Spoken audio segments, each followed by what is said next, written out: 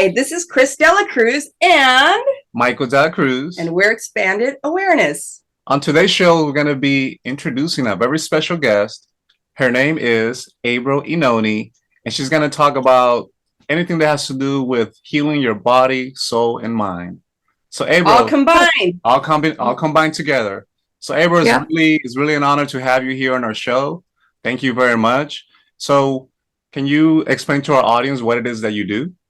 Okay, well, I do quite a lot of things, and I've learned most of them through my own experiences when I've actually had problems myself and had to find ways out of them when the allopathic doctors couldn't help me. And I gave up on them when I was about 23 years old, a good while ago. Things when I was a child, actually. I used to like growing crystals in my fridge when I was about 8 years old. But I didn't tell anybody this, but when I was about 11 or 12 years old, I used to love trigonometry, sacred geometry, basically. Oh, okay. And I didn't tell people. I used to, they would have thought I was strange back then. But what I used to like was, with sacred geometry, you get what they call the nets. You draw out the shape and then you fold it up and you actually get your geometric shapes. Well, I just love doing them. Great fun. So As a little kid? As a little kid? Yeah. Oh, wow. So I loved all that. And I got into things like the Bermuda Triangle when I was about that age as well. So it kind of started then, really. And when I was 23, I had my first baby, and which was old in those days, by the way. Most girls were having them at 16, 17. Oh, yeah, it was. And afterwards, through the exertion in my body, I had gallstones, which I didn't realize were sitting there. And the pain was so agonizing. And the doctors back then said, "Oh, we'll just take out your gallbladder." And I'm thinking, oh, No. So I decided then to find another way. So back in those days, we had no internet. We're talking about 1978 back then, when I had David. And it was those days, like I say, you got a few books in the library which weren't suitable. So hunting down a naturopath wasn't very easy, but I did manage to find one. And he recommended that I change my diet from a not omnivore to a vegetarian stroke vegan diet. Okay. So I did that with great difficulty because everyone used to wave bits of meat and bacon in front of me and go, "Oh, look what you're missing." Oh, no. Look what you're missing out on.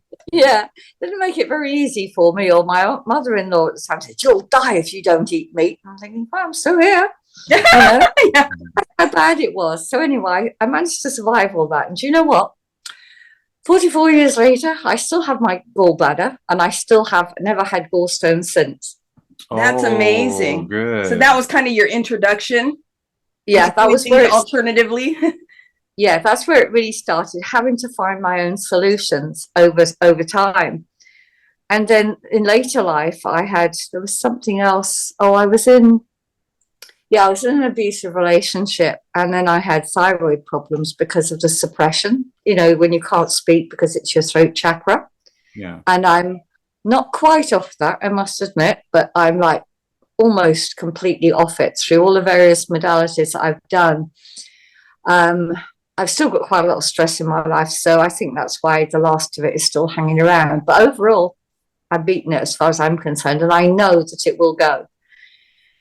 And it's, so all in all, I've learned all the therapies because I've seen other people suffer the kind of pain that I've been through, and I've seen them lose body parts, and it doesn't solve the problem. You end up taking a body part away, or you end up on all these drugs, and then you've got drugs, as I'm sure all your audience know, that you've got drugs to counter the effect of the first one, and you've got more drugs to counter the effects of the second one. And before you know it, you're taking 10 tablets a day of all different varieties. And I thought, I'm not going down that road. There's no way I'm going down that road.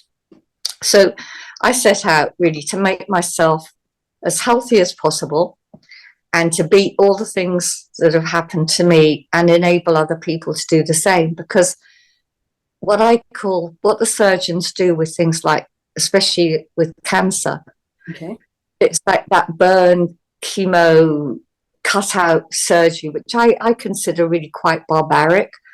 And I wouldn't want that for myself, and I don't want it for other people.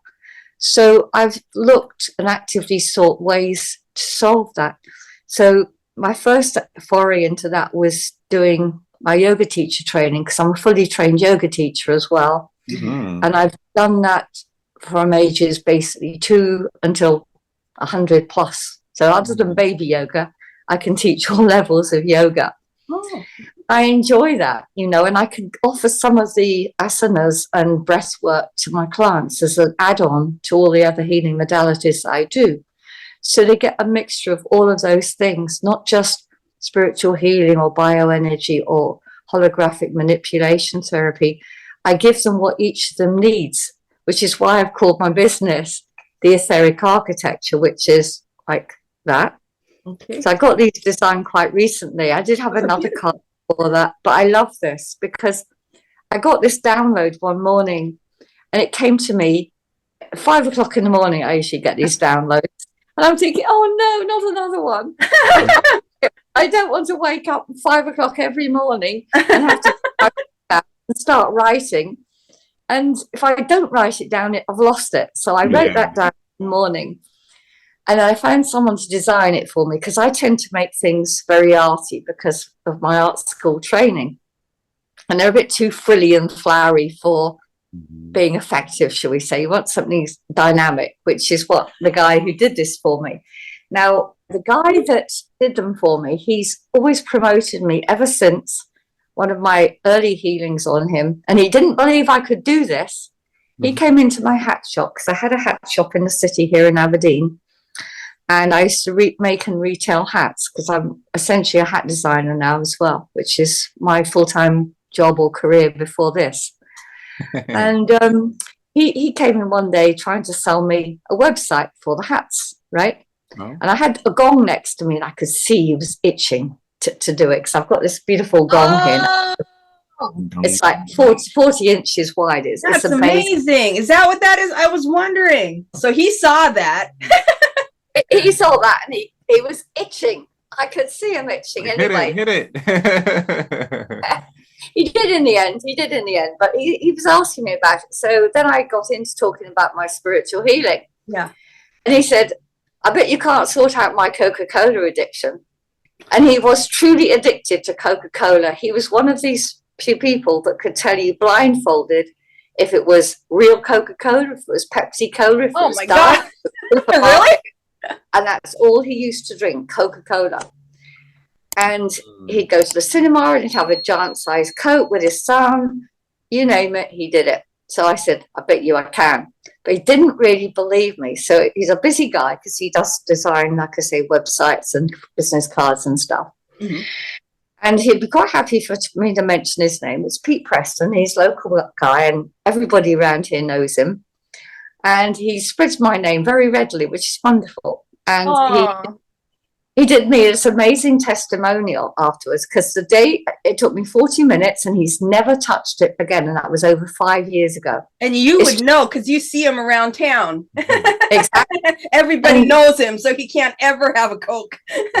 No, he can't. And they, his office staff, they tried to tempt him. They'd give him, say, don't you want some of this monster drink? Don't you want some Coca-Cola? No, he went straight to water.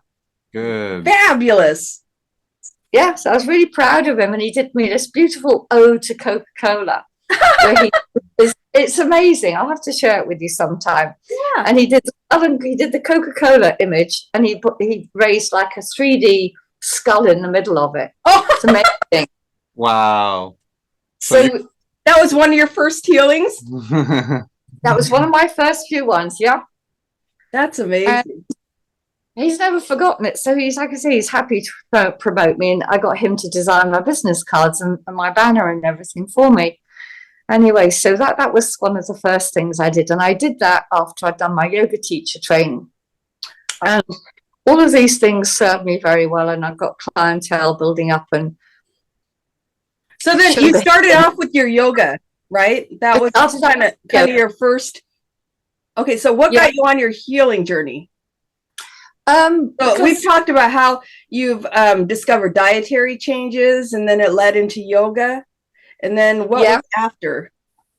what was after that? Then after that, I got into the spiritual work, because although I'd got the thyroid medication way down with the yoga, I was down to 50% of what I'd been put on like 15, 16 years before that. Okay. And I couldn't get any further. The minute I went lower, I got the symptoms all back again. Yeah. So I thought, I need to do something else. So I did some spiritual healing, and that reduced it drastically. What led you to the spiritual path? Was it through yoga that kind of opened you up to thinking differently, or recognizing there's something else? It was yoga to a good degree, because it was proper, what I call proper yoga. It wasn't one of these trendy classes where they do like gun yoga and dog yoga and all the rest of it. Goat like, yoga. Goat yoga. That's big here, goats.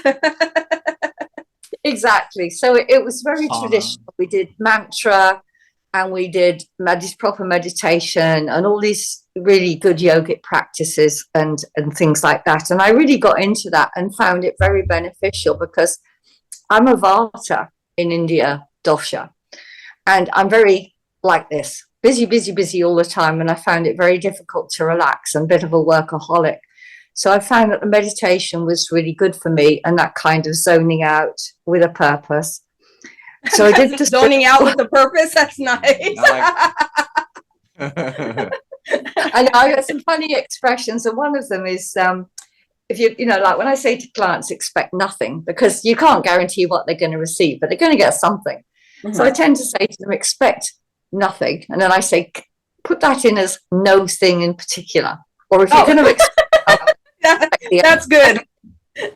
Yeah. Good. And then no thing. The nice one-liners that make people laugh, which is always good, and it makes them relax a little bit as well.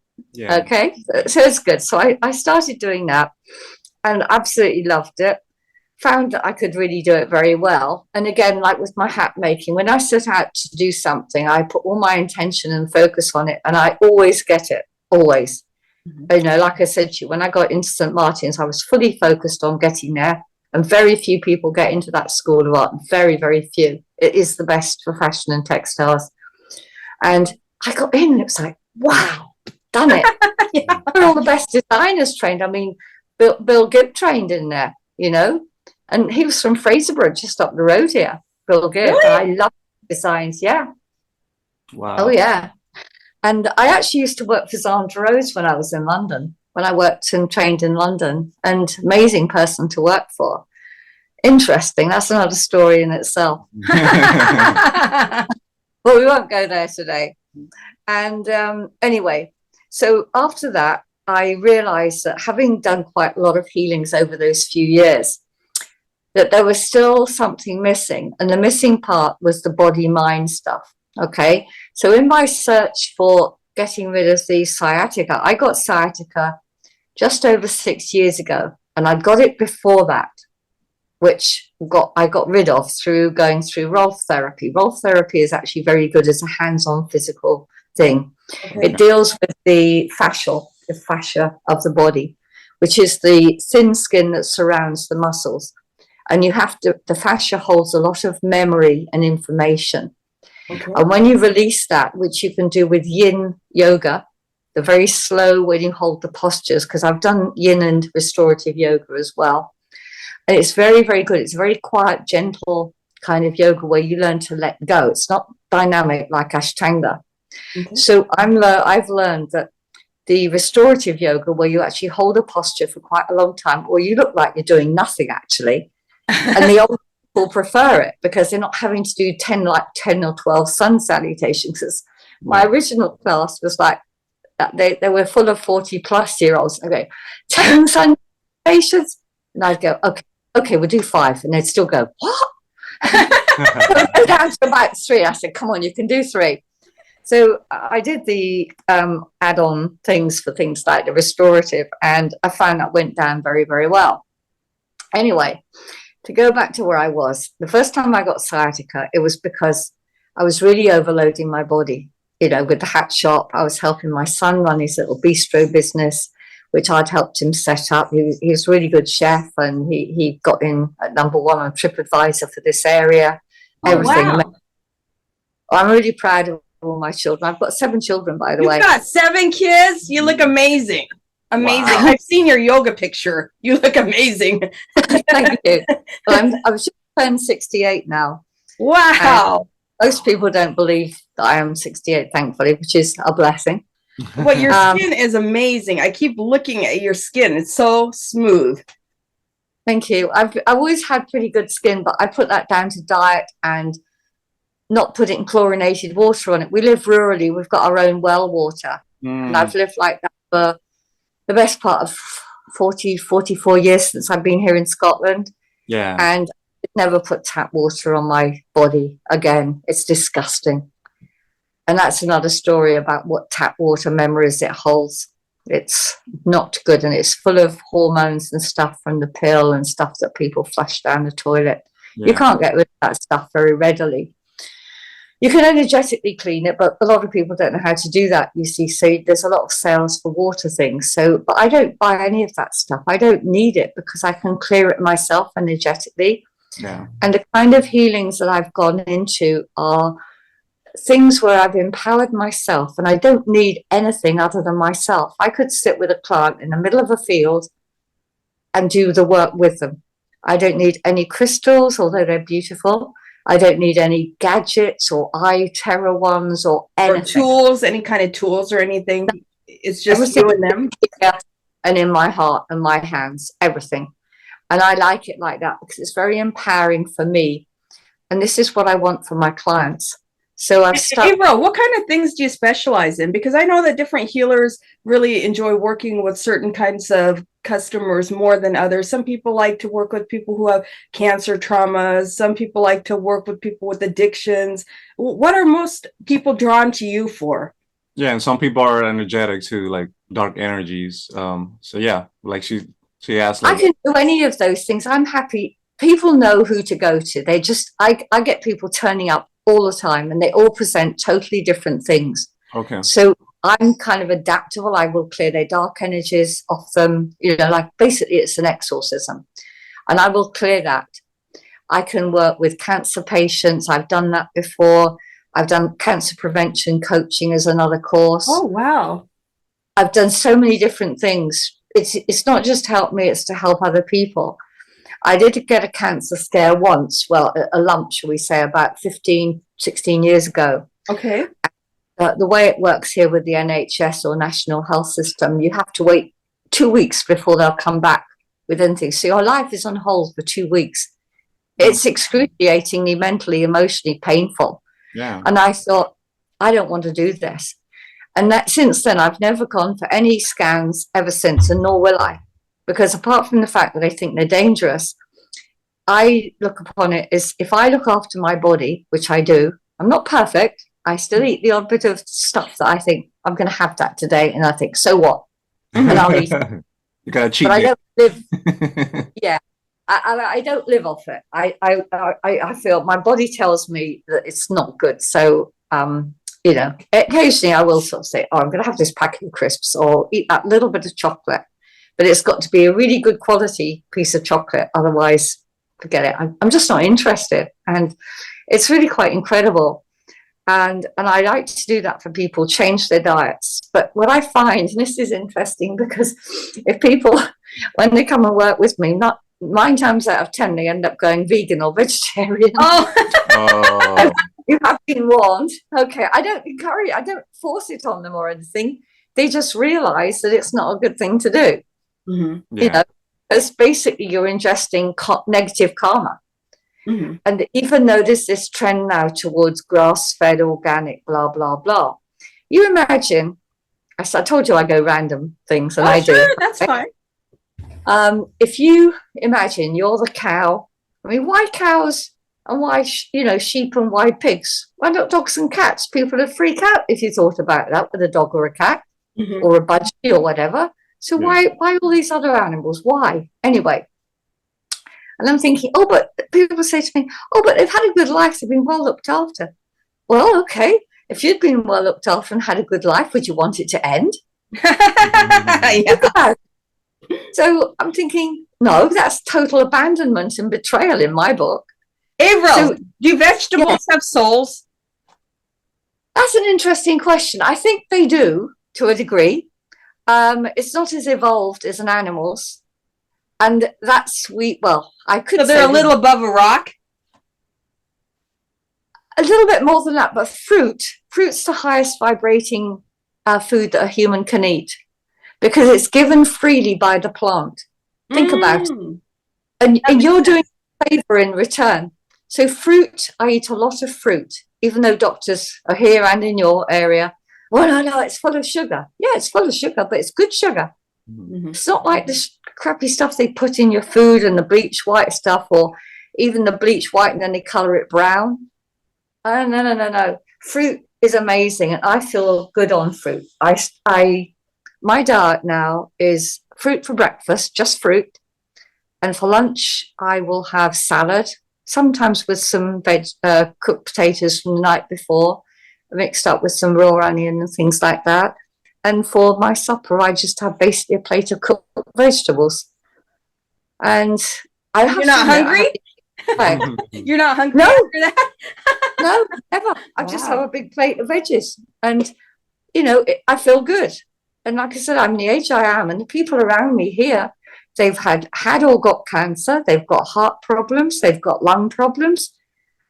And I don't have any of that. Mm-hmm. And I put that down to the diet and the meditation and a bit of yoga and stuff like that. So this is what I encourage my clients to do.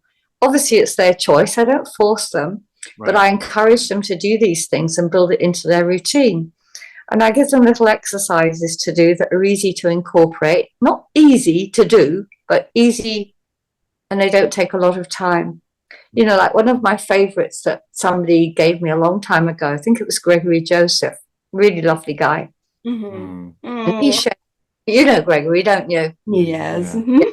He shared, and I can still remember it. You put your left hand on your heart and you look in the mirror and you look deep into your own eyes. This is a little tip for all your people who are listening as well. And I know Gregory won't mind me sharing this.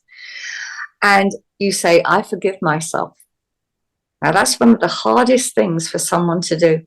Yeah. And you hold that gaze in a mirror and you feel it. And you keep doing this until you feel that you actually forgive yourself. You probably cry, don't you? Mm-hmm. Yeah, you can usually bring up tears. It feels like it would bring up tears. Yeah, for some people it does that. For some people, they find it incredibly difficult. They have to move their eyes away. Then you put your right hand over your left hand, over your heart still. And you keep that hold in the mirror, you keep that gaze, you do not look away. And you say, I love myself. And you've got to start feeling this love for yourself, because then you start to heal. Because until you have that genuine self-love, and it's not selfish, that's what so many people think, it's selfish. It's not. Because if you don't look after you, who the heck is going to look after you, and why should they? And you can't look after them if you're sick yourself. Right. And as a healer, I need to show up for people, and I need to show up as the change they want to see. I need to be, to me, at any rate, as a healer, I aim to be a living example of what I preach. And I admit to people I'm not perfect. I will still eat the odd bit of junk food. I still eat the odd bit of pizza. The only thing I don't eat at all is any meat whatsoever in any shape or form. Okay.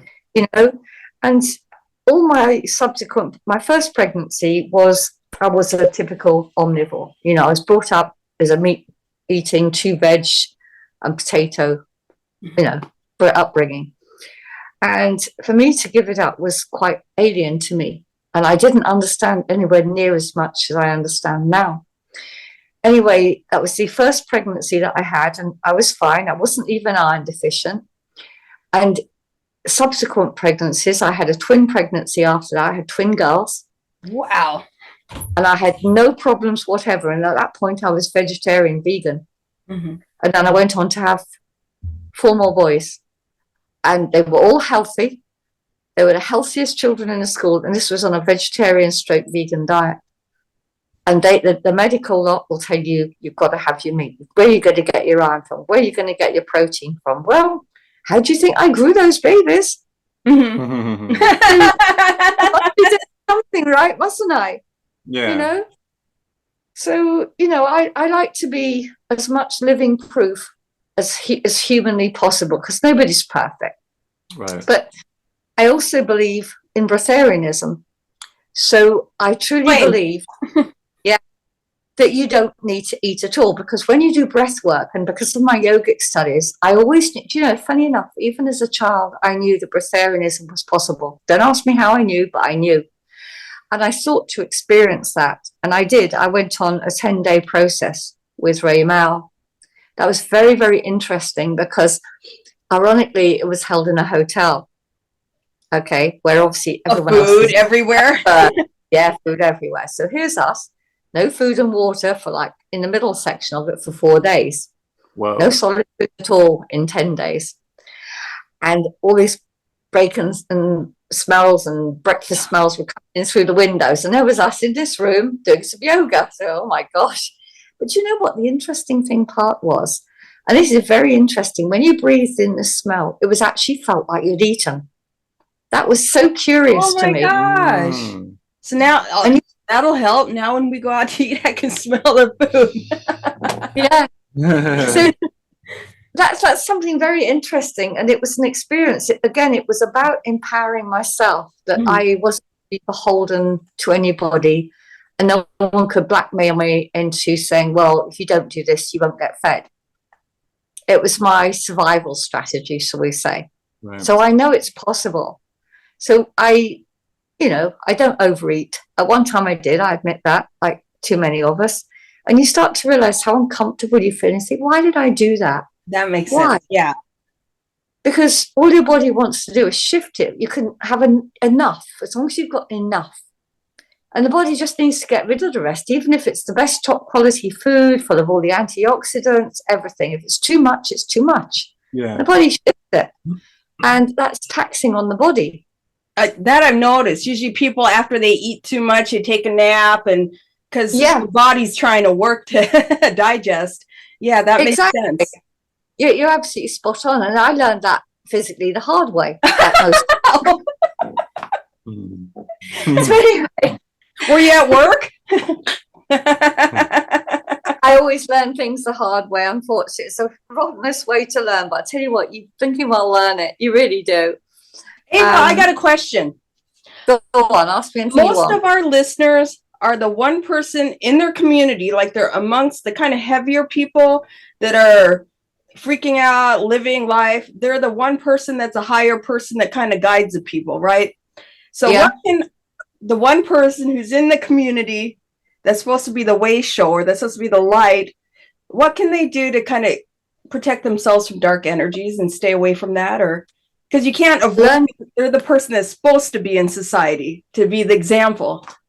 Exactly. So we're all spaced out. We often don't find people of a similar ilk very close to us. And if you do, it's luck. Well, it's the universe working in that favor. They need to learn how to clear their energy field. Okay? Because otherwise, energy is like water or air. It will level out. So if you're in a field of people where the vibration is exceedingly low, they're like energy vampires, even if they don't realize it. So they will suck your energy. You know, you go into shopping malls, which are pretty soulless in my view. I can't bear being in them for too long. Hospitals are full of dark energies because they're full of pain and horrible operations and, just stuff like that, and death. So if they're the one nurse that's supposed to be there to be the shining light, and they work in the hospital. Yeah, they need to clean their energy fields. They need to learn to do this. Or in the case of like the holographic manipulation, they learn to need to find the feeling, which I'll talk on a bit in a moment, and get rid of it. And as soon as they feel something in their body that isn't comfortable, there's a little way that they can get rid of it or refile it. Okay. So I'll do that towards the end. It's a little exercise that everyone can do other than the I forgive myself and I love myself thing. Okay. Okay. We'll remind you. Yeah, no problem. And I teach all my clients these things because they're little tools that they can go away with and practice, and gives them something to do. Excuse me a sec. Sure. I just need a little drink of water because I talk so much. Which is fabulous. That's a healing modality, the voice. Actually, the voice is.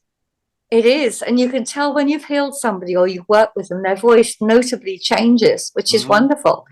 And they get this glow and this smile on their face. And it's like, wow. I remember one girl, she came here to the studio because this is my lovely studio here where I'm sitting in my yoga studio. And it's got all my crystals in it, my salt lamp and my gongs and everything. Oh. And it's a lovely vibe in here. And she came here, and she at work didn't really like her job very much. And she found that people there weren't very nice. And when she went in, bioenergy is a 4-day consecutive process, which I run as a group as well, online once a month. And the next one is actually starting next week. No, Tuesday. What day are we on today? Monday. Yeah. So it starts tomorrow evening at 9 p.m. And I do that for the 4 days every 4 weeks. And she came to me privately for that here in person. And the first day she had a treatment, and then she went off to work the following day. And she said, people spoke to me that have never spoken to me in my office before. And they said, you are glowing. What have you been doing? And that was just a session. And then she actually, she showed me her legs and she said, look, they're pink. They've never been like this before. And then by the circulation or? Yeah, because it's opening up the body. Oh. So with the bioenergy, what I'm doing is I'm actually moving energy in a certain way. So we open up the aura, we do the healing work, and then we close the aura. So I'm actually going into the energy field and moving the energy around, and with certain movements. And the soul or our conscious mind, is whatever you want to call it, will take that energy and put it where it needs to go. And she'd had back pain, low back pain, which is what brought her to me in the first place. Which you understand. Yeah, I know, but I didn't have it at that point. Or did I? Yes, I did have it actually. So working around it was quite a challenge, because this was about, it would have been about 4 or 5 years ago. And I got rid of her back pain that she'd had since an epidural of 10 years ago or more, probably about 15 years ago, because I think her youngest was about 15 at the time. And she was going through a very traumatic divorce with a narcissist. Avril, I'm going to interrupt you real quick, because this sounds like some pretty heavy energies to work with. How do you keep them off you? Can they get on you working in her aura? Oh, they can get on me, yeah, and I can feel it a lot of the time. So I do, cleansing on myself on a regular basis. I can cope with so much and flick it off. And I kind of inbuild it. I don't necessarily sit down and do it anymore. It's got to the point now where I don't even know I'm doing it. I just set the intention, and I've realized the power of intention. I didn't realize that until, this is another interesting little story. A lady asked me many years ago now, well, when I'd done spiritual work, that their water in her country had been, the chemicals had been turned up and the water was disgusting. So I said, okay, I'll clear it. I'll clean it for you. And the next day she sent me an email saying, oh, the water tastes amazing, blah, blah, blah. So I had a wonderful testimonial. And I thought, did I actually sit down and do that? And you know what? I didn't, but I fully intended to do it, because I keep to my word. So the pure intention alone is enough to do the job. Wow. And I found that fascinating, because I've got a very good friend who's in the States, Michelle Frink in Washington. She's a beautiful soul. She does energy reading, interpretation, and her work is amazing. I've learned a lot from her as well through our friendship, and I've helped her in return. And she said, it's because it's so integrated in you. That makes sense. You do something enough and it's just part of you. Yeah.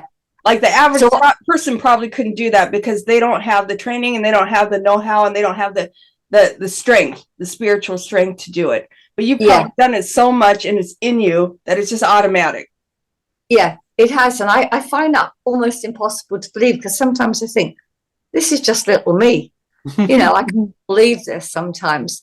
And the other incident, well, I've had a few incidents that prove it to me. When I was in Crete about 4 or 5 years ago now, it would be, because of the COVID pandemic. And let's not go. We're not going to go there. Thank you. I want to have the station for a while.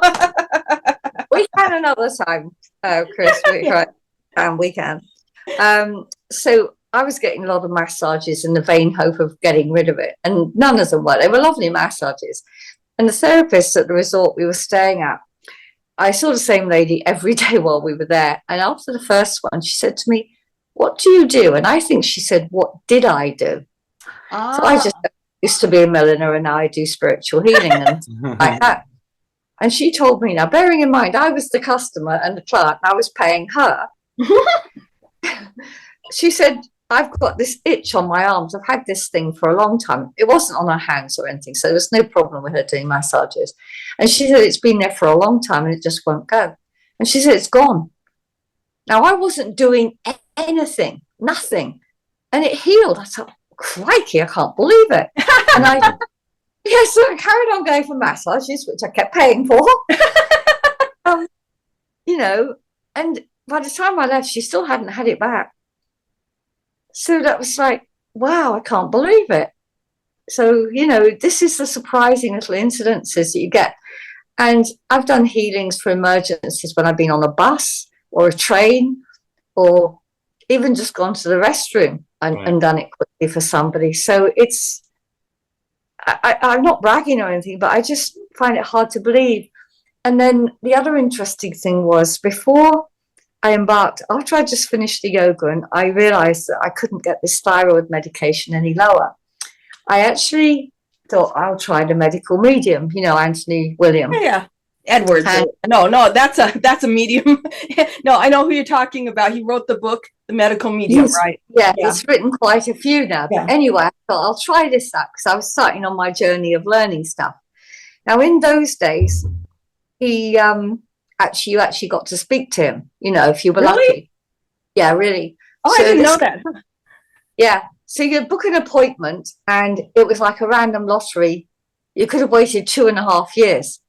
Wow. Mine up in 2 weeks. Whoa. And it's like, oh my God. And when I spoke to him, I said, I've got one, he gave me a list of various supplements and things that he felt would get rid of what I needed to get rid of and sort it out. Because he puts everything down to, what is it? Is it not lime? Is it lime? I can't remember. Anyway.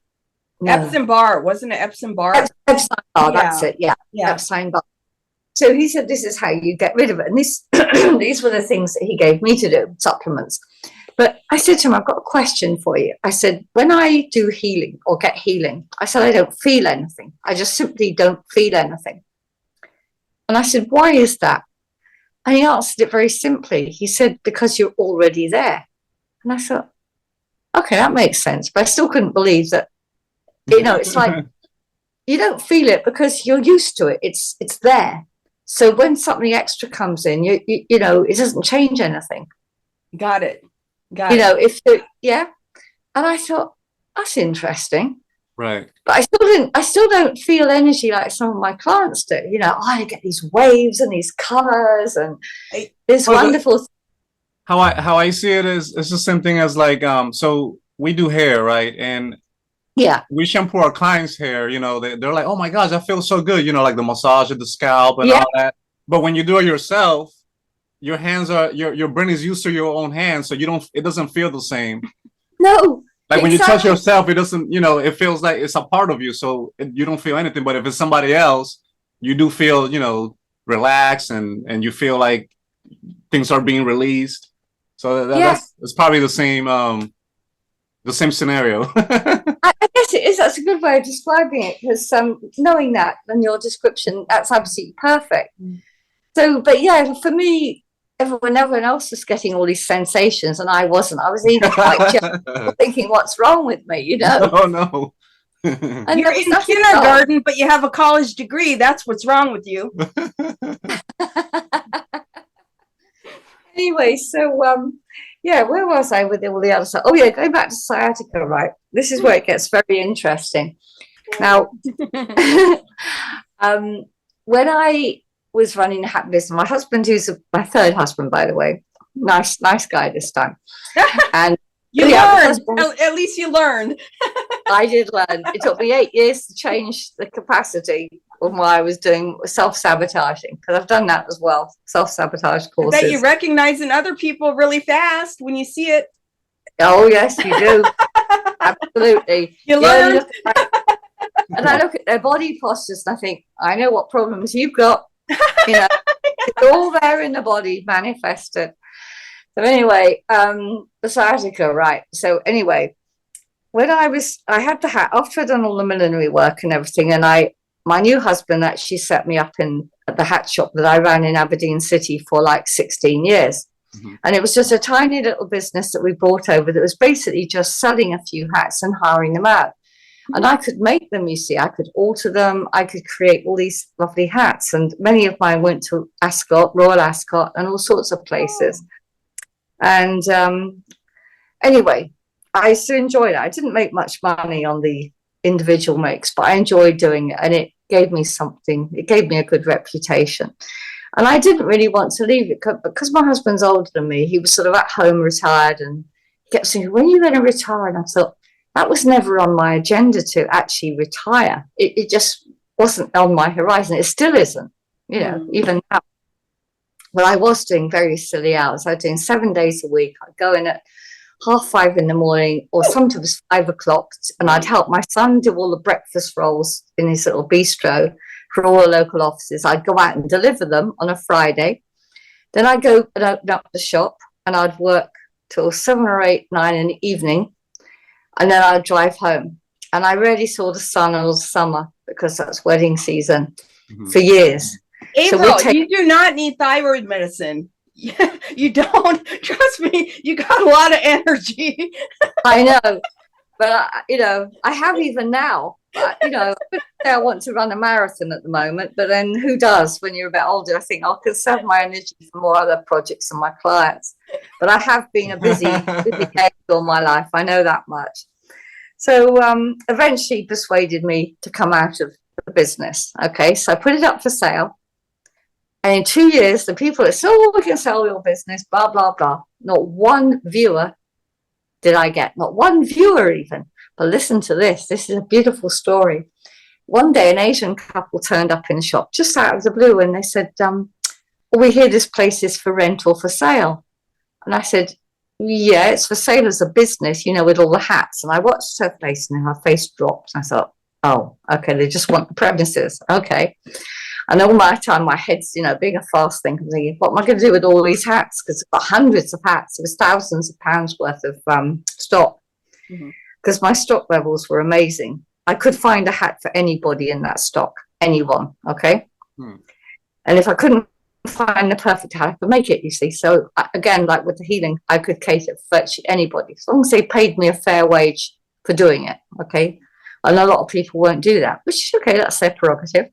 Right. Anyway, so I said, well, I could move the hats out. And she said, well, how long would that take? And I sort of thought about it quickly. I said, 6 months. And again, I could see the face didn't visibly drop, but I could feel it drop. And I think she wants this place now. And in the end, we agreed on 2 months. Okay. Wow. Now, you know what conveyancing is like for selling and buying and all the rest of it, and renting and that. Well, anyway, she came in early to mid-September, okay? They shook hands on a 10-year lease with a 10-year one as an option. That's unheard of. Yeah. Now, they walked in. Want to go month to month. Yeah.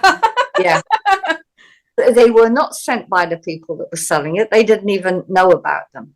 So we did a handshake on it, but I did get a contract drawn up. So I was out of that shop, lock, stock and barrel, and I mean everything, the fittings, the furniture, the stock, which was in massive. I mean, it was massive by the end of October. That was in 6 weeks. And in that 6 weeks, we were away for a week as a much needed break that we'd been looking forward to. The contracts were, exchanged. I found a place where I'm sitting now to move the stock into. And the day I moved out was the day I got sciatica. And I thought, oh, I've just lifted something heavy. Wow. It'll go in a little while. So I went for my usual Rolf therapy when I had overdone it, the physical therapy, which worked very, very well. And bearing in mind, at the time, I was doing the healing, but nothing was working this time. I'd had it once before, a few years before that, when I wasn't doing the healing, and I got rid of it through the role therapy, okay? This time, it wasn't going anywhere. And you'll understand why it wasn't going anywhere in a minute. So anyway, my husband had been doing the cooking and the cleaning, because I literally, with all those hours, I could not do it. I just hadn't got the time. He was retired, he was at home, and he was okay with that pretty much. A bit resentful to start with, admittedly. But I appreciated it, and it worked for us as a couple. Yeah. So I think my unconscious mind was saying, oh, Avril, you're going to have to do some cooking and cleaning now. Oh. I don't like it. I'll do it, but I don't like doing it. Okay. And this was born out of the time that I was born, because when I was a child of the early 1950s, and all you could expect then is a career, or her career as a girl. You worked in a bank as a bank teller, if you were lucky, for £20 a week, which is probably about $25 if you're lucky. Yeah. Or I could work in a retail shop or a supermarket, or childcare, or a secretary. Now, I hated typing. I want to be a fashion designer. And I did end up being a designer. I wasn't going to be like my mother. Mm-hmm. My mum and women in the 1950s, they had to ask their husbands for some money for a lipstick or a dress or something. And they were lucky if they got it. Okay. And I thought, I'm not going to be like that. I'm not going to be a housewife. No cooking, no cleaning, blah, blah, blah. But anyway, after my second marriage, and I was looking for another relationship, I did some online dating, you know. It was sort of poo-poo back then, all your right shadow and all the rest of it. But I don't mind sharing this because, you know, I met my current husband and he was really nice. So on my profile, and this will make you laugh, I put, I've got 7 children, I don't like cooking, and I don't do cleaning. And of course, that erased the whole array of potentials, because I was reasonably attractive for my age, you know. And, yeah. And I just thought, well, might as well get rid of them now. So I did, in one way. 1 or 2 chances, thought, nah, she doesn't really mean it. So anyway, my unconscious was protecting me because it knew that I didn't like doing this. And I've realized that through doing what I did for myself and then through the HMT. So its idea of protecting me from doing that was to give me sciatica. I couldn't stand for more than a couple of minutes. I couldn't stand at the sink and do the dishes, let alone make a meal. I couldn't walk anywhere. I could sit and meditate, which was okay. I could just about do the yoga, so I could still do my healing, but I couldn't do anything else. It took me 4 years to find the answer, and that was what it was. So it's quite funny in its own ironic way, but even morphine didn't get rid of the pain. What? Right? You tried morphine? Well, I was in so much agony one day, and I'm a suicidal kind of person, but I thought, I can't live with this pain. It was excruciating. But anyway, somehow my hubby got me into the car, took me down to A&E, and sort of thought, well, they'll give us something to conquer out for a while and hopefully get it calmed down. They gave me a morphine tablet. It had 0 effect. 0. Oh my gosh. And they said, oh, you can stop here overnight and we'll monitor you, or you can go home. I said, I'm not staying in this place. So I went home. Good for you. Yeah. Yuck. I carried on looking. Okay. And then I came across this little book that said Heal Your Back Pain. I thought, I was drawn to this book, and I thought, okay, so I'll read it. Okay. I read it, and I learned about the basic ethics of how the body connects to the mind in that way, which is very different from the spiritual work, very different from the yoga. Mm-hmm. And through that and the understanding, just reading about how that happened, and with the knowledge that I'd got, the back pain virtually disappeared overnight. Wow. From reading the book and understanding it? Yep. That's exactly. amazing. That's cool. Yes. So what did you do to just like commanded the pain to go away, or just through reading and understanding why it was there?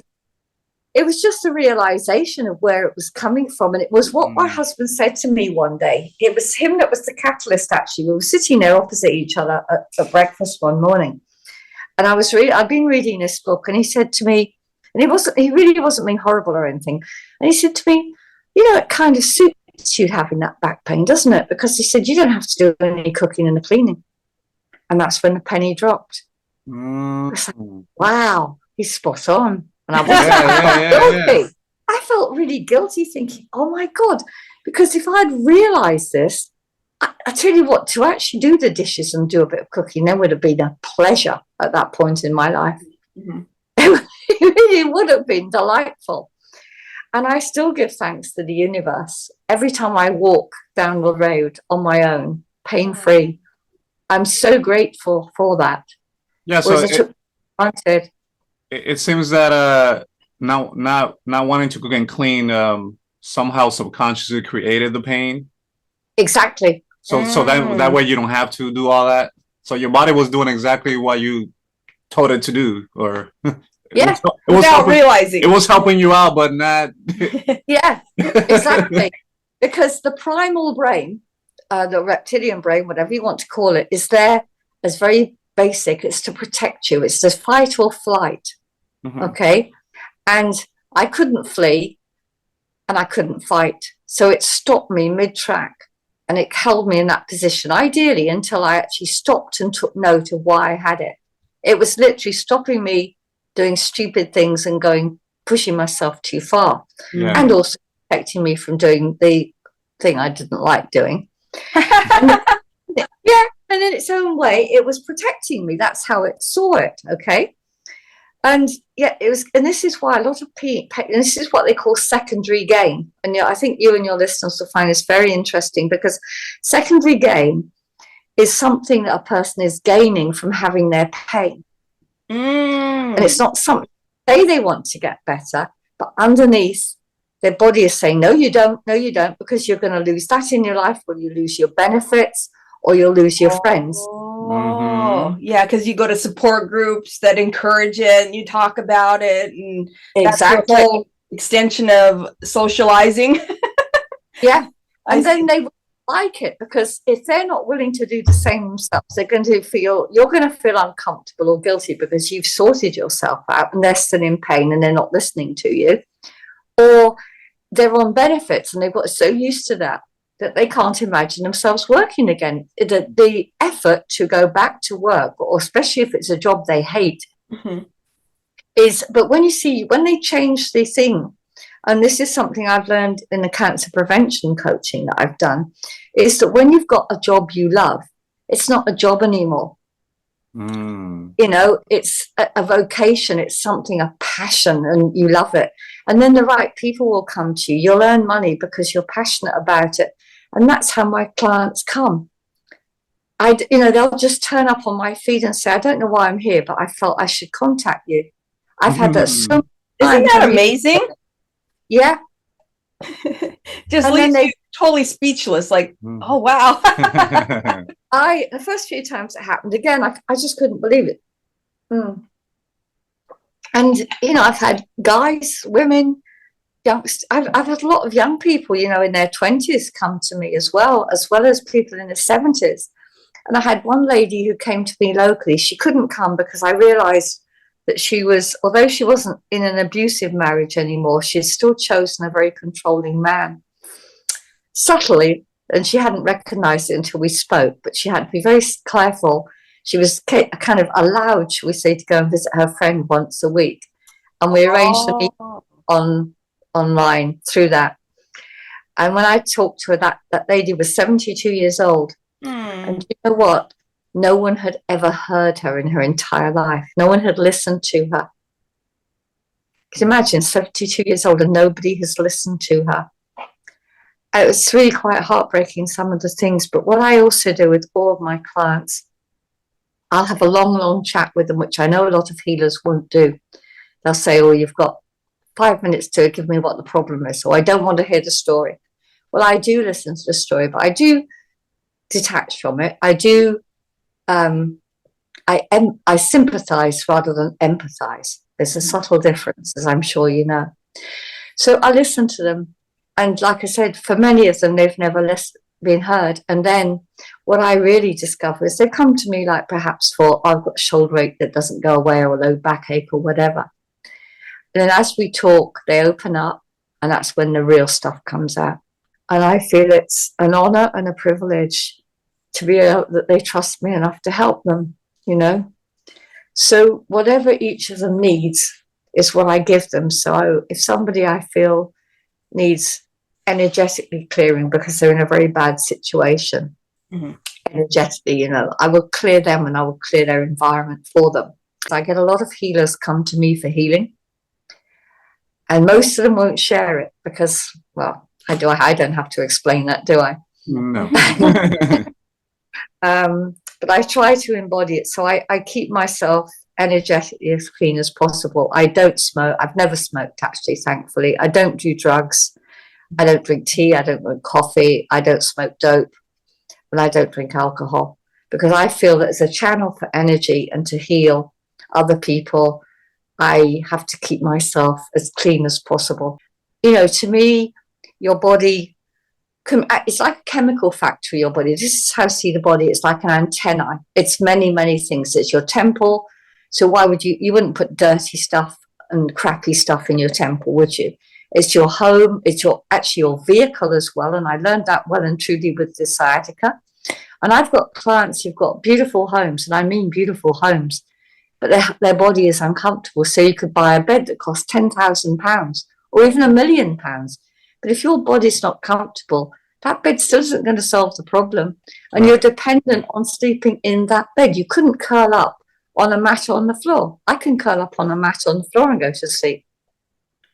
You know, it's nice to get in a comfy bed, admittedly, but if I had to, I could curl up on the floor and go to sleep. And, you know, not end up with backache in the morning. Avril, I've noticed a lot of people talking about technology and how it affects them, like the televisions. They can't sleep in the same room as the Wi-Fi and the televisions. Have you had people come to you with any sort of nanobots or any sort of energies attached to them from technology? I have had people come to me with that, and I just energetically clear it. But I also have a great belief, if you believe something, you manifest it. If you believe that the Wi-Fi thing is going to hurt you, then it will hurt you. But if you believe that it won't hurt you, that belief is very powerful. And this is where I've got, with every bit of work that I've done, because I'm older and I've seen things go round in circles many, many times. And you get this superfood, you get this supplement, or that new thing, or asparagus got this in it or that. Shiny new object. Shiny new object syndrome. Yeah, we see that. SOS. We'll call it SOS. Yeah. Shiny object syndrome. I love that. That's cool. You honestly don't need any of it. It's all commercialism to keep the wheel of commerce going. And if you buy into this, you're just keeping the next thing going, whether it's healthier foods or whether it's junk foods. It's the same thing, whether it's holistic or whether it's alternative, because the latest things now are these Healy devices. Well, I won't buy them. And I looked at them once and I was like, you've got to stick all these things on you. What are you going to do if it breaks down? You've got a whole load of clients waiting for this. And you're always having to upgrade the programs. It's like never ending. It's a tiered system. Like I said to you, I could sit in the middle of a field, send out healing vibrations, or talk to somebody with the HMT, and I can heal them. Right. I help them heal themselves. They actually do the healing. I facilitate it with the guidance that I give them. And it's the same with anything, really. I guide them to the place where they can heal, or they're in an energetic space, or the environment is good. So when my yoga studio here, I've set the environment so that the minute they walk through the door, they feel at peace. And I built up the vibration in here. It's a lovely space. And I've spent, it cost me a lot of money to do it, but I was happy to, I see it as an investment for myself and my clients. Yeah. So I've got my singing bowls here. I've got my salt lamp. I've got my diffuser. I've got my plants in here. Because I love my garden and my plants. And it's really a lovely space. And people do, because I've started teaching the yoga again now. And I do body, mind and soul classes now, which are more relaxed yoga. And I lead people, I do them for an hour and a half because I'd given up teaching it. I was fed up with people coming, oh, I've got bingo tonight. I'm not coming tonight. Or I'm going out on a boozy night with the girls. I'm going, what? What's that? Yeah. Sounds interesting. Brace yourself. You know, so I thought this isn't what yoga's about. Well, not my kind of yoga. I don't want to do that. And a lot of other yoga teachers do this kind of stuff. They do it themselves. And I thought, that's not me. I'll go home and I'll put a greenhouse and I'll be as happy as, you know, whatever. And so April, I would like so that leads me to the next section. Since you mentioned HMT, what is HMT? Okay, HMT is short for holographic manipulation therapy. Okay, and it's new to the UK, but it's been in the States for about, I think they developed it about 18 months ago. Okay, it's fairly new. Oh wow. But very effective. So anyway, I came across this, as one does when you're in this field. You think, oh, you just get drawn towards it. So I was drawn towards this. And to me, it seemed the perfect way of putting into practice, because it was not exactly an ABC, but it was a kind of a formula that was very flexible, that would give people who had sciatica or similar things like myself a way of getting through it without all the investigations I had to do to arrive at that point. Mine was very haphazard and random that I found it. Whereas now with this, I've actually got a much more direct way of helping people to get to where I got to, which took me 4 years. Okay. Do they have to be physically present? No, I can do this. I do this online. Okay. But I do like to see them face to face, you know, like we're doing today. Okay. Oh, okay. I could talk to them over the phone, but I think face to face, either online or in person, is the best way to do this. So anyway, basically what it means or entails is, let me think.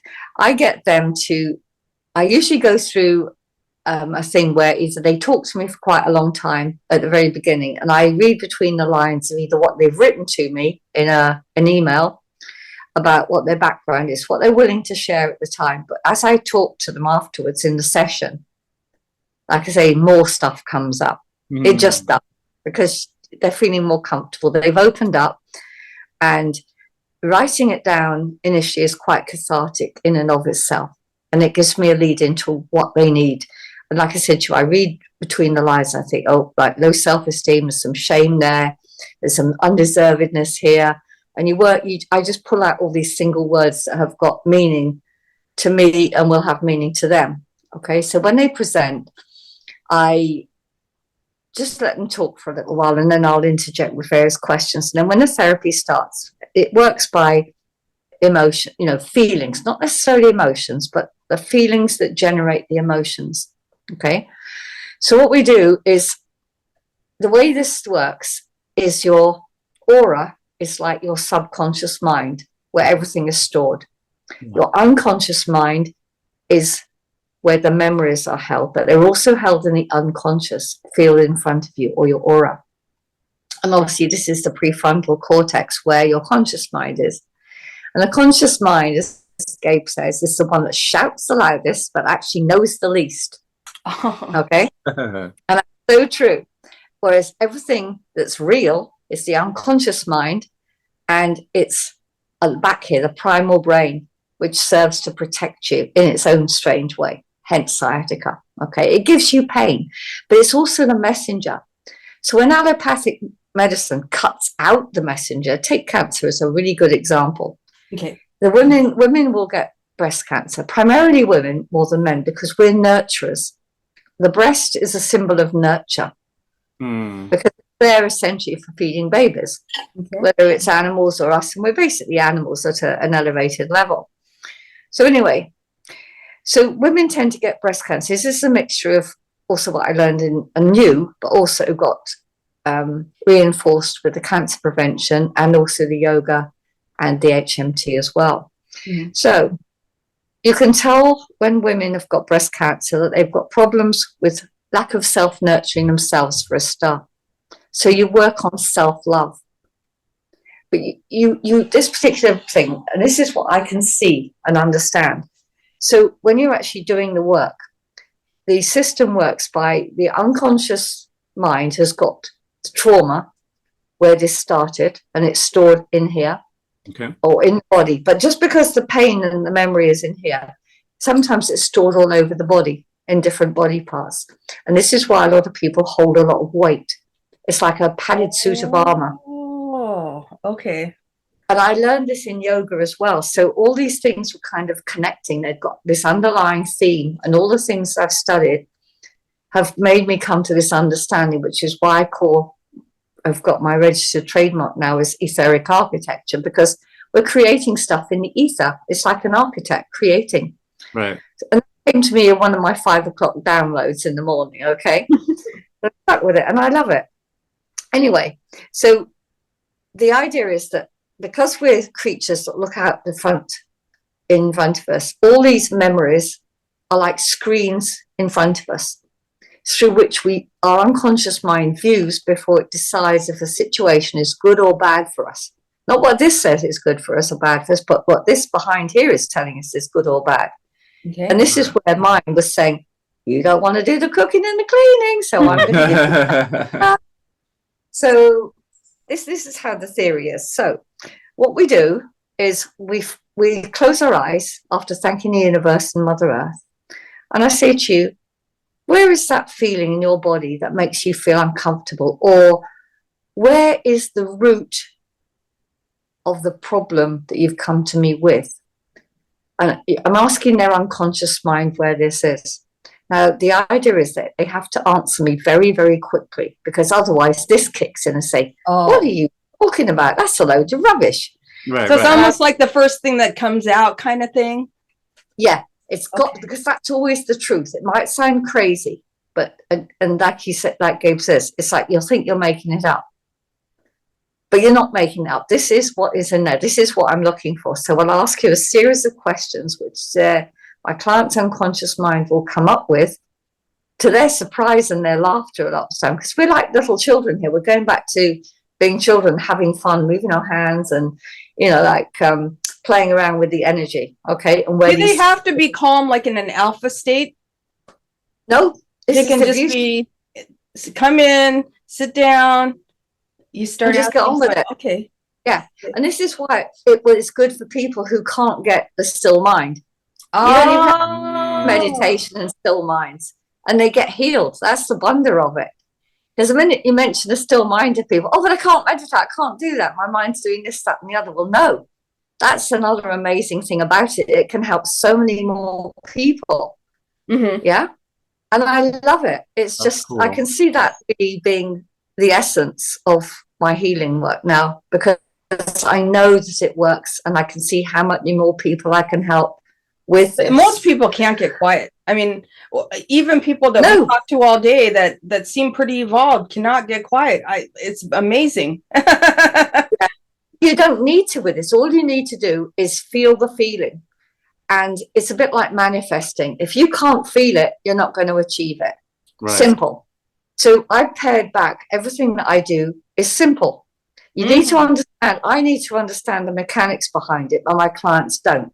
I just say, this works. If you want to ask me a question in depth, I'll easily answer it for you. I don't hide from that. If they want the answers, why, I'll tell them. Yeah. But most of them just want to get rid of the pain. Mm-hmm. And they're happy with that. And if I can do it for them. And there was a lady who was also another therapist, more hands-on, and she'd had this shoulder pain for 2 years. And her, like with most therapists, you learn in a group and you exchange, and you have group get-togethers and you swap each other massages. There's one over here that's quite common because it was developed in Scotland. It's called kinetic chain release. Okay. And it's about simple, what he calls, it's simple movements, a bit of mixture between yoga, because there's a lot of things in there. I think, that's a yogic move, that one, or the chiropractic posture, that you're putting the client into. So I recognize all this from my other training. So I could see where the guy was coming from, but it's working up in a kinetic chain from the feet up to the shoulder, right up to the head. Anyway, this lady had been doing this for a long time, and she's a very good therapist, very good, I know that. She couldn't shift this pain. And I knew it was emotional. I just said to her, that's an emotional pain in the shoulder there. You're carrying a heavy burden. And she admitted that. When I asked her the question directly, I got a yes. And I thought, okay, that's fine. I said, we can shift this. And in 40 minutes using the HMT, it was completely gone. And she was doing that. She's gone. She can't believe it. And the next minute, she had tears streaming down her eyes, and I was with her. It was so emotional because she'd had, a bit like me with sciatica, she'd had that pain for 2 years. She couldn't believe it. So to upkeep it, do they have to change their beliefs, or do they have to do any internal work? No, not really. No, if they want to carry on and improve on themselves, basically some of the little exercises that I talk them through, they can do at home. A lot of people will come back again because they forget, or they might tune-ups. Yeah, not tune up. There's nothing wrong with a tune up. I'm letting somebody else do the work for you. They just want to hang out with you again. What? Funny that, because funny you said that, because again, I find this hard to believe, but people actually want me in their company. Yeah. Well, you're pleasant. You feel very nice. Thank you. Because I was doing chair yoga, because I do chair yoga as well for people, and it was aimed really at people who can't get out of wheelchairs, and just to get their spine especially moving. And even though the funding isn't there for me to do the local MS group anymore, and obviously COVID put much of it online, they still want me to go along just because. And it's so nice, just chat away or take a singing bowl and go along with that or whatever. Right. But isn't that nice? You're a healer, but sometimes you don't even have to do anything but go places. Yeah.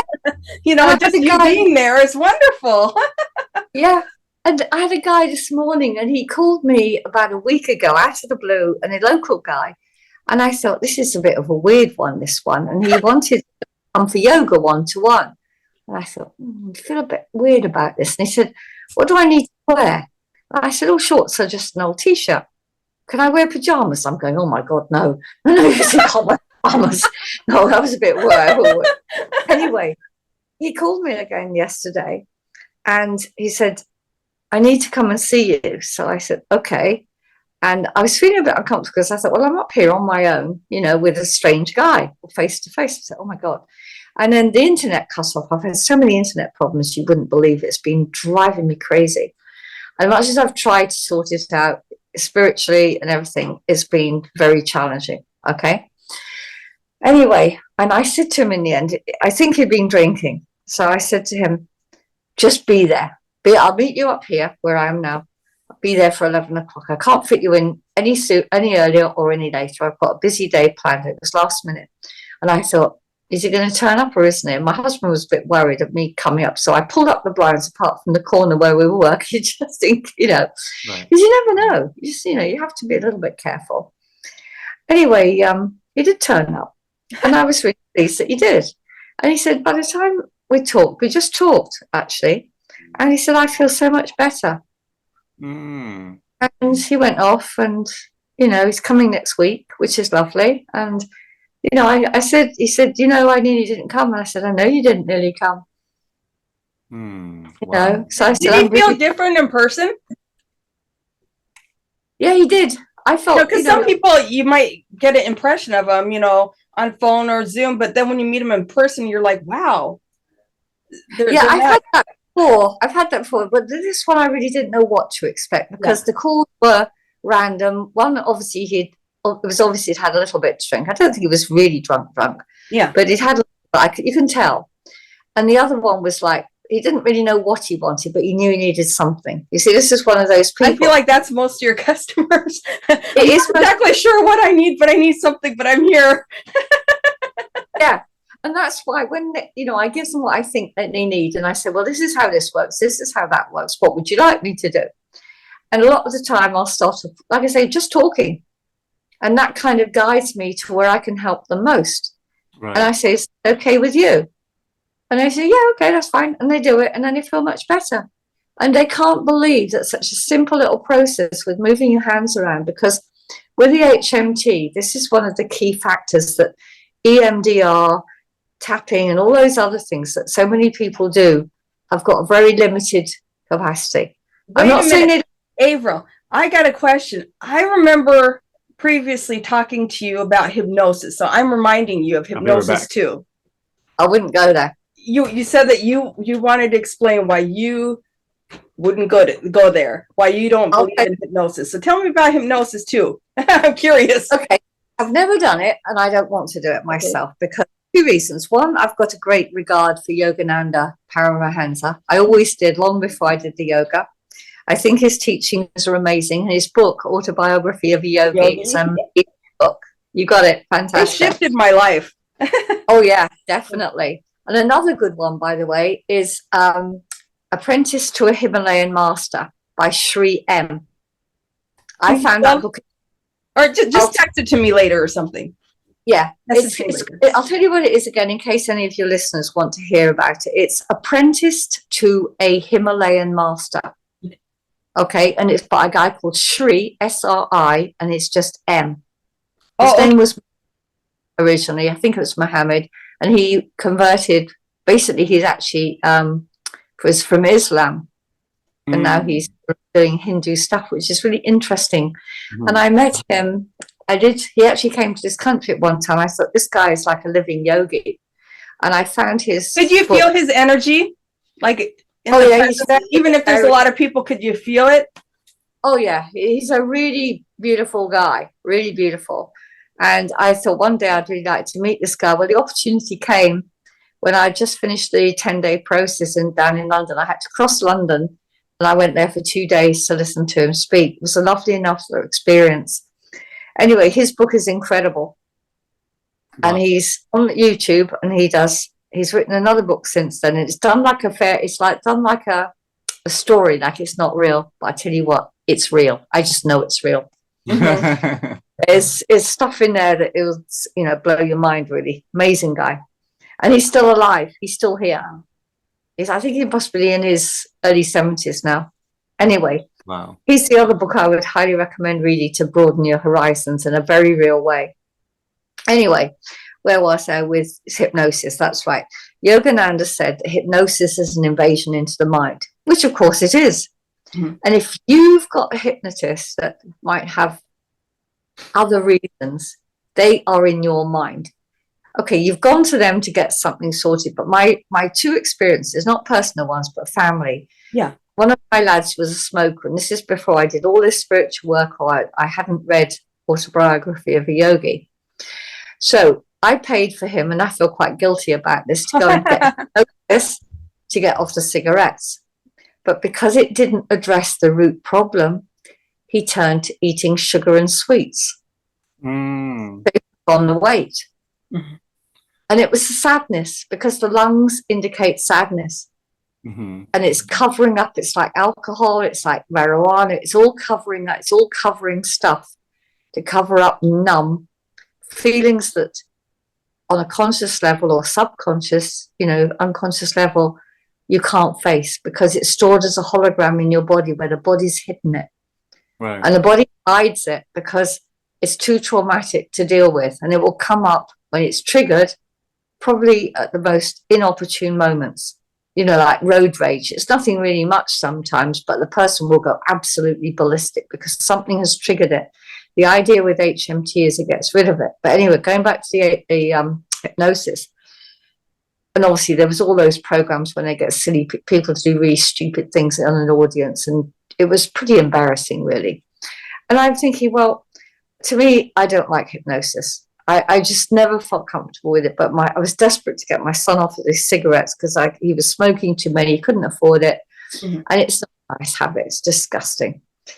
And one of my younger sons was wet in bed for a long time, let's put it that way, and I sent him to a hypnotherapist hoping that she could sort him. Well, he had quite a few sessions, and it didn't work.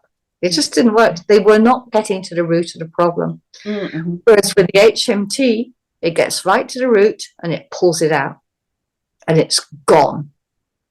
Wow. Okay, it's completely addressed and it won't come back. But the interesting thing is the unconscious mind stores it in different parts of the body. So when it's like the onion layers, you've heard of the onion, you get rid of one layer and you get, oh my God, I'm back to square one. Well, no, you're not back to square one, actually, you've just gone deeper. So you allow the deeper stuff to come up and you process that. And then you think you're finished.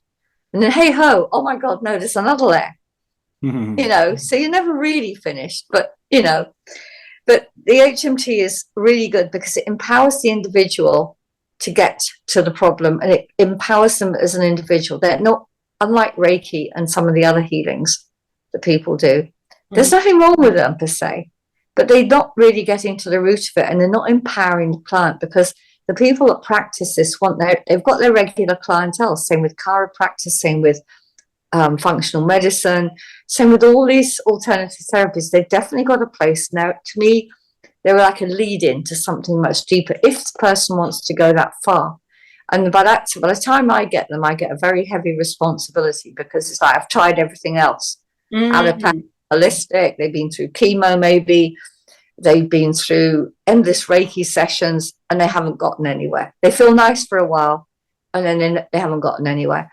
My aim, and I try to keep the fee as low as possible, because I want to help a lot of people. So it's not an unreasonable amount at all. I just charge £295 a session, which is really good. Yeah. Yeah. We've dealt with lots of healers. That's very good. Yeah, I know. And I do get the results. And I get very, very good testimonies, which I'm proud to share. So I try to help as many people as possible, but try not at the same time to burn myself out. I'm very conscious of that. Yeah. Avril, is it like my dandelions all over my yard? If I just took scissors and cut the tops off and left the roots, they're going to come back. But you actually pull the whole damn thing out? Pull the whole damn thing out. But you know what? Dandelions are good. You can eat the leaves. You can eat the flower. I've eaten them. The leaves are a bit bitter, but the dandelion buds and the actual flowers are lovely. Put them on a salad. Sunshine in your salad. You pull the dandelions out then. Well, my husband does, and he does cut all the tops off and put them in the compost. And the same with nettles. He's got a nettle mania, so he goes around killing off all the nettles. I'm saying, but nettles make great compost, and they're very good. You can eat nettles as well, that you can make nettle fiber. Well, it helps with the allergies. I've had several people like nettle, and they say it helps with their allergies. So, you know what allergies are? What are they? Releasing tears. Allergies are enabling the body to release tears and sadness at the root. Hey, well, you know what? It sounds like most of healing has to do with people being scared of their emotions coming up and not knowing how to handle it. Exactly. What would you recommend for people who are just suddenly they've suppressed, and things are just coming up and nothing's working? Come and see me. Yeah, I'll help them. I can help them identify them and get rid of them. And this is why I've got to find a happy balance about how I can live on a reasonable level and not charge so much that people can't afford to come to me if they really look for the help, because I want people to do the work. Yeah. And the idea, I heal them, maybe 1, maybe 2 or 3 sessions. It's rarely more than that. And they're free. I don't need them. They don't need to come back, because I want to free them. I want to see that. I often make friends with many of them, but the idea is they don't have to come back. Yeah. Whereas chiropractors, Reiki healers, and all the others, they want to generate an endless stream of the same clients.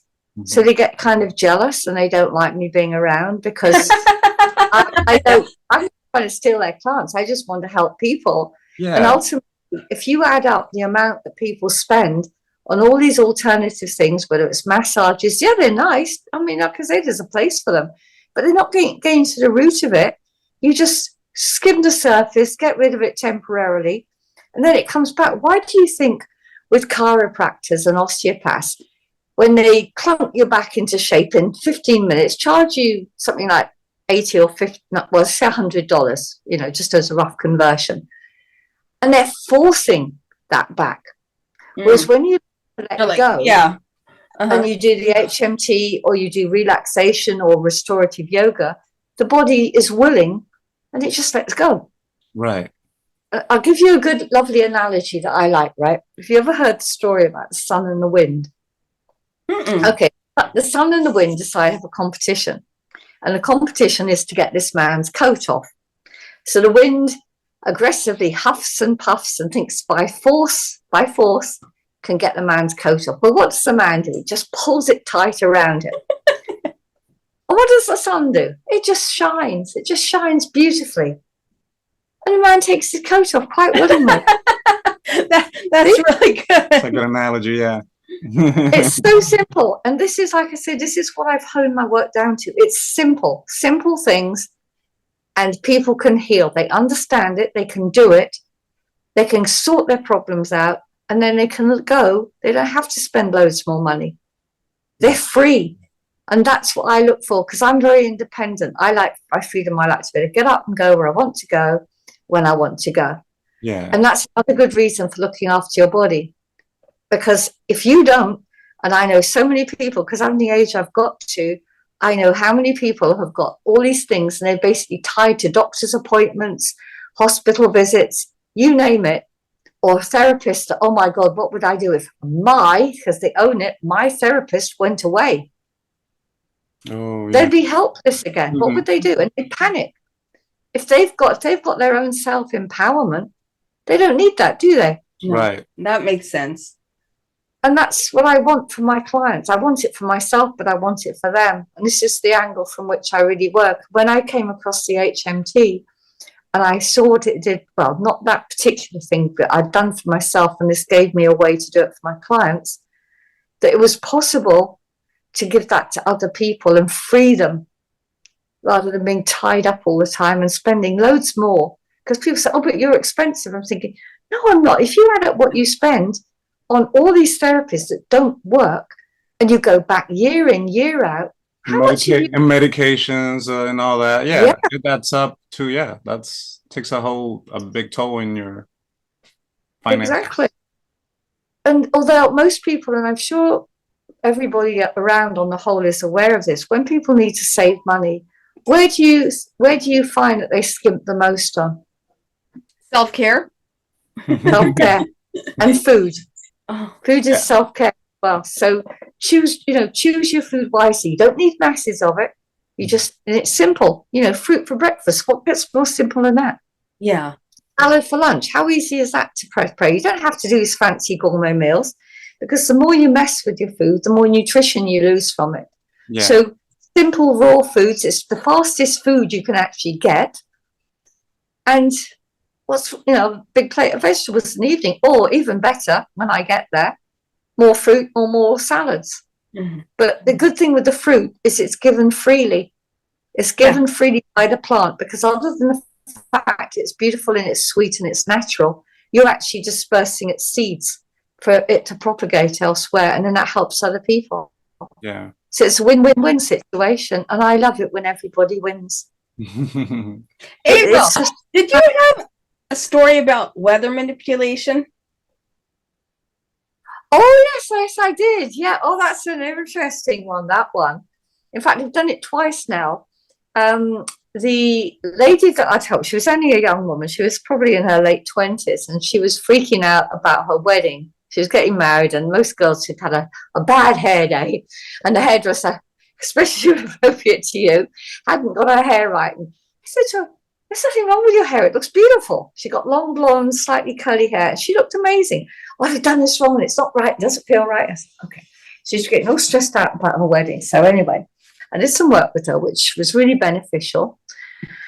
And she loved it. And she went vegan out of the blue, which I didn't expect, and neither did she. So she changed the menu for the wedding. And, some of them could have meat if they wanted, but her and her husband were going to eat vegan. That was nice. Anyway, they planned to honeymoon in the Maldives. Mm-hmm. And they flew out there, and when they got to one of the islands, a cyclone was coming. Oh, and man. She said, I know. And the guys at the airport said, sorry, guys, you ain't going anywhere, because obviously they were landed on the main island and they were going to one of the smaller ones for their actual honeymoon. So one of the airport officials says, sorry, you're not going anywhere for 2 days. We've got this cyclone coming and no one's flying anywhere. And she said to her husband at that time, because they were married then, she said, I'm going to phone my mate Avril and see if she could do anything about it. Oh, my God. Said, well, is there anything you can do? So I haven't done that before. So I'll have a go. No harm in trying. Right. So I did some work on it and some healing. And then she phoned me back, and she said, within 10 minutes, they were on a flight and going. Whoa. So I thought, okay. And I think I put the post up. I did share it. And I said, make of this what you will. because I can't prove that I did anything, but all I know is that she asked me that, I did what I did, and cyclone changed course. It didn't go across any land. It just moved off the land onto the sea, Right. and it didn't have anybody. I said, okay. And then we were in Bali, my hubby and I. We liked to go to Bali, and we go to one of the little Gili islands, Gili Mina. It's desert. Well, it's not quite deserted, but it's there's no cars there. It's beautiful, and you could really chill out. You could just go off the beach and you could swim. And there was coral and there was turtles. Amazing place. We'd stay there for 3 weeks, and all the other visitors would stay 2 or 3 days and say, "Aren't you bored?" No, this is heaven. We were never bored. Never. Loved it. Absolutely loved it. Anyway, there was the last time we were there. These were all when all these storms started coming, and really nasty storms. And we could see the sea was a bit choppy, and the fast boat, as they call it over there, to get back to Bali main island, wasn't going to run. And I sat down and said to Dave, oh, because he doesn't really totally get what I do. He doesn't really believe it. He thinks it won't work for him. So, then it won't. Exactly. Either way, you're right. If you say it will, and if you say it won't, you're spot on. So I did challenge him once, and I said, well, and he fell out with me. I said, well, would you rather be right, or would you rather be healed? Right. He slammed the door. It was a bit too direct, but it wasn't funny, but it was like, oh, okay. So anyway, I said to him, right, I'm going to sit down and do some healing on this. Well, anyway, the boat did go. It was a little bit choppy, but it went, and we got there safely, because it was rocking around and the waves were coming up where the windows were, and we weren't allowed on deck. But nevertheless, that got us back, and we got our flights home. Good. Oh, good.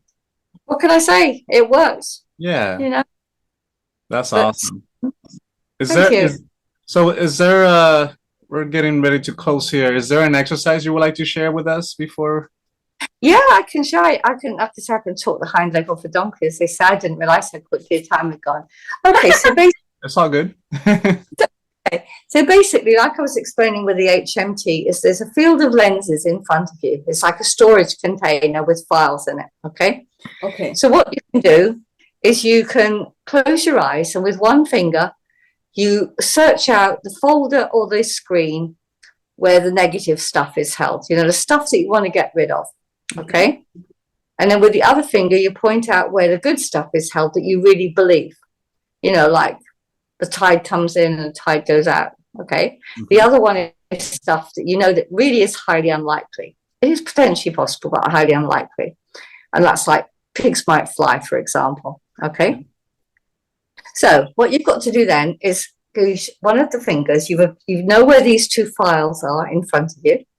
Mm-hmm. And then you get a finger and you close your eyes and you feel into your body. Where does a feeling that fits in the file of totally not true, that you're not comfortable with this feeling?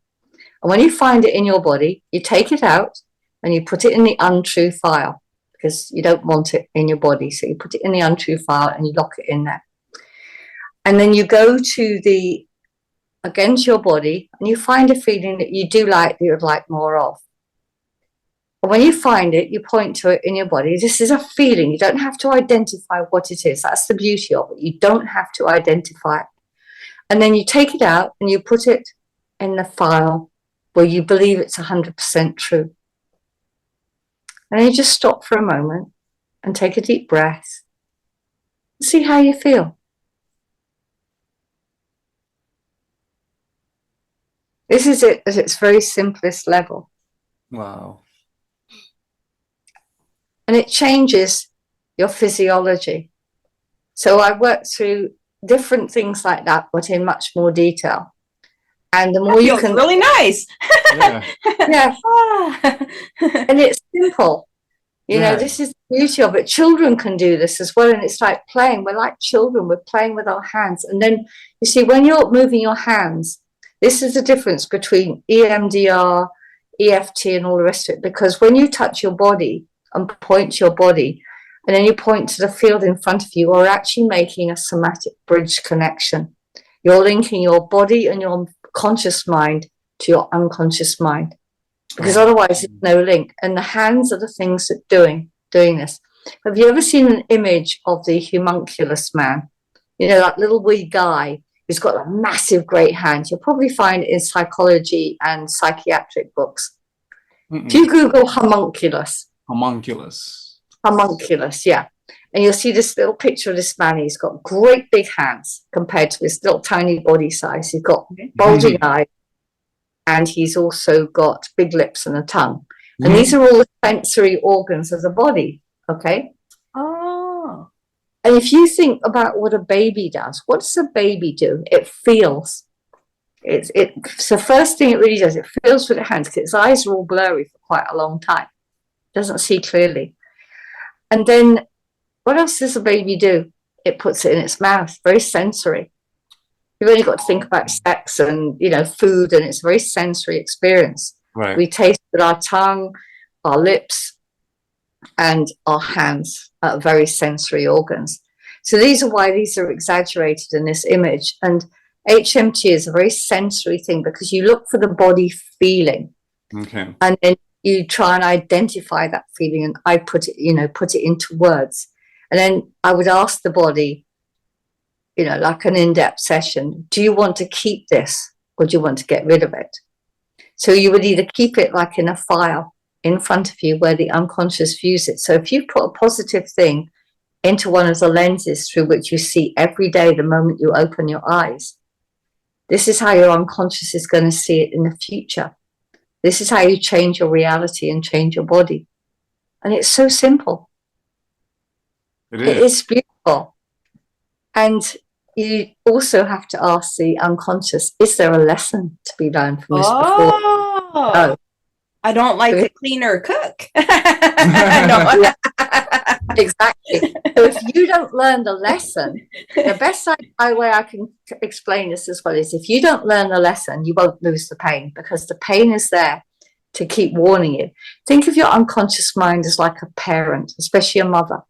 You're teaching your child to cross the road, or even a youngster, related to you or not, but it doesn't matter. You're teaching someone to cross the road. Now, if you don't feel confident that child can cross the road, you're going to monitor it like crazy, or keep it back, or you're going to mind it. But when you feel confident that child has learned the lesson of how to cross the road, you're going to let go. Simple analogy. Then the child is free to grow up and do its own thing because you trust it. And when your unconscious mind trusts you, it will let go of the pain. Avril, I like that because it's all about you. It's not giving your power away to deity, an entity, or another person. You're doing all this within yourself. I like you're the one. You're trusting yourself. Yeah. And you're the other one that can do it. And that's what I love about this. Like I say, adds on to the empowerment of the self. And you don't need anybody else. It doesn't mean that you don't want someone else, but you are fully in control. And when you are, you're open to sharing with others. And then you can have the best relationships of your life, because the first relationship in your life is with yourself. And if you don't love yourself and you don't nurture yourself, how the heck can you nurture anybody else? True. You can't. Well, not adequately. There's always this interplay of need. When you can get rid of it we can sense that with people who act needy. They're very nice, but then they start needing things and sucking you. Yeah. That's where it stems from, not nurturing yourself. Exactly. Because it's just quickly, because obviously I don't want to keep you longer than you need to be kept or extend it. But, you know, it's like you see couples, they'll go from one relationship to another, to another, to another. They're doing the same thing because they need something in that person that they haven't developed. Now, when I was on my own after the abusive marriage that I had, it took me 8 years to learn that I didn't need anyone else to do anything else for me. It's nice if somebody else does it for you, but actually need it in a relationship or a transaction is something very different. Because when you lose a partner, or they leave, or you leave, you lose that ability to have something done that you can't do yourself. But when you can do it yourself, you're freer to choose the right partner for the right reasons. You choose them because you love them, not because you need them. Right. And I did that way back in late 1990s. And it's a good lesson and a thing to share with people. So I feel like when people need things, the things that they need just kind of runs away from them. They're repelling it. Like they're repelling it by doing that. So if you need something for somebody, that person is gonna be pulling, you know, further away, where you don't need it. You're with that person because, you know, you love them. Then that person will tend to be there for you and help you out. Yeah, because they want to, not because they want to. Yes. Yeah, and that's how every relationship should ideally be like that, and that's what I look for. And it's so much nicer that it's like a volunteer compared to a slave. Good analogy. That's good. That's good. Yeah, exactly. In my mind, I see it. Yeah. Avril, so, do you have any closing comments? Anything you wish that everybody would realize or understand? Anything? Not specifically, but I'd just like to share really that I'm here if people need me. I can modify anything that I do to help them. Even if they don't know what they need, we can work that out. But people know instinctively when they need something. And I'm fairly available. I'm getting busier and busier. So, you know, I do get back to people as soon as possible. But I do highly recommend the HMT that I've been doing of late. I'm not saying the spiritual work doesn't work. It does. It works very, very well in different circumstances. But I know I just look forward to helping people get them out of pain, whether it's physical, mental, emotional, or whatever, and free them to be themselves so that they can actually be who they want to be, right, and have a wonderful life, really, free of meds, free of need, really. And that's where I come from. That's lovely. Yeah, that's lovely. Well, I feel that your work, you know, AMC you explain, I feel that it actually connects with spirituality, because your spirit does want you to empower yourself, and so it's great that you bring in a way that people can, like, you know, be all about themselves, like, and you said it's not selfish, but it's just empowering you to step into your power. So I love that. Yeah, we've all got gifts. And I remember one lady saying to me many years ago, she said, oh, well, I'm not very good at anything. But she got the most beautiful voice for storytelling. Oh. And I said, that's an amazing gift to have, because I can't tell stories like you can. You can't. I can do, but I can do that. And you can do that. And everyone's got a gift, and we need to find that gift, and then we need to share it. Yeah. And when you free people from their pain and their burdens, they're open to sharing that gift. And it's just amazing watching people blossom. And I love that. That's the feedback as a bonus from what I do. That's why I do the work I do. And I love it. And we feel that. We feel that you're very authentic. Yeah. Thank you. You're very easy to talk to too, by the way. Well, Avril, thank you for sharing your amazing journey and sharing, you know, your gift with us. Be sure to put all your links down below. This is why we have this.